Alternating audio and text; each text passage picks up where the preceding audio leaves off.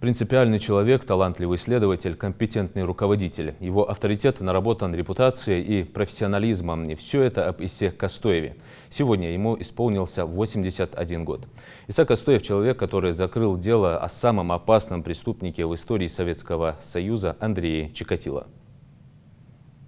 Следователь лично возглавлял оперативную группу по поиску серийного маньяка. 40 лет Иса Магометович проработал в органах прокуратуры и в следственных органах, является автором нескольких книг и многочисленных публикаций о борьбе с преступностью. Трудовые заслуги и законотворческая деятельность Исы Костоева отмечены руководством страны. Почетный работник прокуратуры СССР, заслуженный юрист России, сейчас работает на благо родной республики. С 2019 года Иса Магометович является советником главы Ингушетии.